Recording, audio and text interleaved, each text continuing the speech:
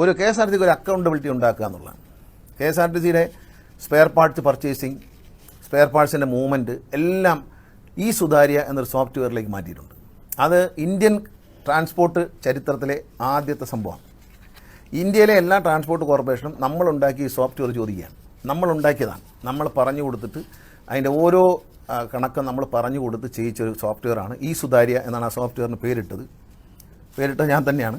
അപ്പോൾ ആ സാധനം ഇന്ന് ഇന്ത്യയിലെ എല്ലാ കോർപ്പറേഷനും ഇത് വാങ്ങാൻ തയ്യാറായിരിക്കുകയാണ്. ഈ സോഫ്റ്റ്വെയറിൽ ഒരു പാർട്സ് വന്ന് ഡിപ്പോയിൽ ഇറങ്ങുന്നിടം മുതൽ സെൻട്രൽ വർക്സിലെ സ്റ്റോറിൽ ഇറങ്ങുന്നിടം മുതൽ ഇത് വാഹനത്തിലേക്ക് പോകുന്നവരുള്ള എല്ലാ സംഭവങ്ങളും സ്കാൻ ചെയ്ത് പോകും. ഓരോ സ്റ്റേജിലും ഈ പാർട്സ് ഓരോ പാർട്സും എവിടെ ഇരിക്കുന്നു നമുക്ക് കാണാൻ പറ്റും ഈ സോഫ്റ്റ്വെയർ. പിന്നെ പാർട്സ് വാങ്ങാനുള്ള ഓർഡർ ജനറേറ്റ് ചെയ്യുന്നതും ഈ സോഫ്റ്റ്വെയർ തന്നെയാണ്. അതിന് അടുത്ത ഘട്ടത്തിലേക്ക് കിടക്കുന്നു, പേയ്മെൻറ്റ് കൊടുക്കുന്നു ഈ സോഫ്റ്റ്വെയർ ആയിരിക്കും.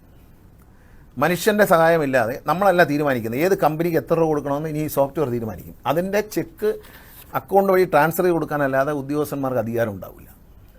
ഇതിലൊരു സ്റ്റേറ്റ്മെൻറ്റ് വരും. ആ സ്റ്റേറ്റ്മെൻറ്റിൽ പറയും ഇന്ന കമ്പനിക്ക് ഇത്ര രൂപ വെച്ച് കൊടുക്കാൻ പറയും. അപ്പോൾ നമ്മളൊരു ദിവസം 10 ലക്ഷം രൂപയാണ് കൊടുക്കാൻ ഉദ്ദേശിക്കുന്നത്. 10 ലക്ഷം രൂപ എന്നൊരു കോളത്തിലടിച്ചാൽ ഇന്ന കമ്പനികൾക്ക് ഇത്ര രൂപ വെച്ച് കൊടുത്തേക്കും എന്നത് പറയും. ആ പ്രിൻ്റ് ഔട്ട് വെച്ചിട്ടാണ് പൈസ ട്രാൻസ്ഫർ ചെയ്യുന്നത്.